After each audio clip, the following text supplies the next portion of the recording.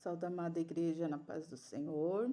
Venho hoje refletir com vocês em 2 Samuel 1:17, que diz assim: o pranto de Davi por Saul e Jonatas, né? E lamentou Davi a Saul e a Jonatas, seu filho, com esta lamentação, dizendo ele que ensinasse aos filhos de Judá o uso do arco, eis que está escrito no livro do reto: há ornamento de Israel, nos teus altos fui ferido, como caíram os valentes.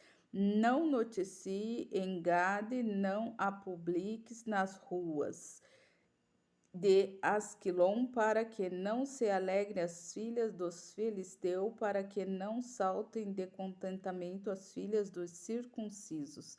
Aqui o Senhor está falando sobre a morte, né, do Jonathan e do rei Davi, do rei Saul, que quando veio a notícia para o rei Davi, ele não se alegrou com a morte de Saul, mesmo Saul sendo o perseguidor dele, mesmo Saul em todo momento tentando matar ele, por causa que subiu a inveja no coração dele, porque ele sabia que o Senhor já tinha escolhido, né? Escolhido o rei Davi para ser rei na época, que ele ainda não era rei, mas ele seria rei. Então, o rei Saul, ele fez de tudo para que não acontecesse isso, porque ele não queria perder o trono dele, sabendo que após ele poderia Jonathan pegar o trono dele também.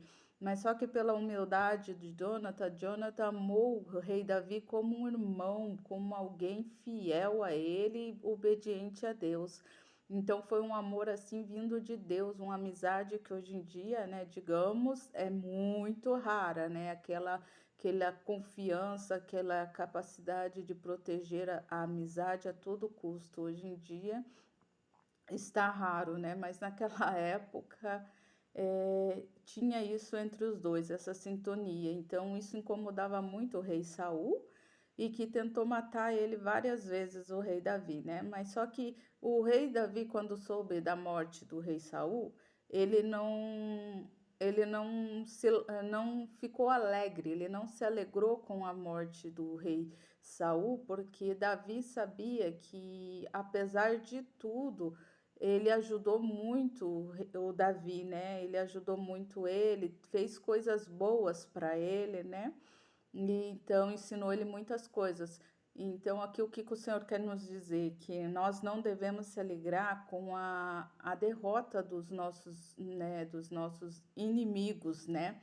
Nós não devemos se alegrar com a derrota daqueles que nos perseguem, nos desejam mal, que querem nos destruir. Apenas nós devemos colocar nas mãos do Senhor para que o Senhor venha fazer a vontade de Deus, né? Que seja feito, porque Ele é a nossa justiça, Ele é o nosso protetor. Então, não somos nós que devemos julgar o próximo, né? Não somos nós que devemos fazer orações, né, ao contrário para a vida de alguém, mas sim colocar nas mãos do Senhor, porque Davi reconheceu muitas glórias que o rei Davi, né, o rei Saul fez, né? Protegeu o povo, defendeu o povo, enfim, cuidou do seu povo velozmente, ele era valente, ele era corajoso. Então, ele viu as qualidades aqui e pediu para que o povo não publicasse, né, a morte do rei Saul, para que os seus inimigos não ficassem felizes com a morte dele, para que os seus inimigos das terras vizinhas não pisoteassem sobre o nome do rei Saul. Então, o Davi guardou muito, preservou muito a integridade do rei. E Jonathan, porque Jonathan ele se lamentou muito mais, porque era mais que irmão para ele, segundo a Bíblia. Então, aqui temos dois exemplos, né? Que nós devemos ser sinceros, ter uma amizade bonita e verdadeira que Deus coloca no nosso coração. E outra que não é desejar o mal para os nossos inimigos, não sair publicando, viu, fulano caiu, fulano fez mal para mim, hoje está lá fora da igreja, hoje tá assim, a família dele tá assado, né? Não é para nós sairmos desejando o mal, mas sim nós colocarmos nas mãos do Senhor, orar e pedir para que o Senhor faça a vontade dele, que seja feita a vontade dele. E nós devemos ver as partes boas que talvez que se tornou inimigo, inimiga das nossas vidas por causa que nós crescemos em alguma área que eles queriam ter crescido, ou Deus usou de um jeito que eles queriam ser usado, porque Deus trabalha na vida de cada um conforme quer. Isso gerou alguma inveja?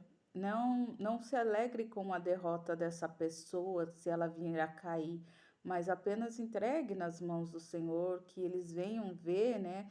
Que eles venham se reconhecer que Deus tem espaço para a boa obra dele, para cada um trabalhar do seu jeito, da sua maneira, tanto, né, no mundo espiritual quanto no mundo material também. E Deus dá a capacidade para cada um conforme os seus esforços, né?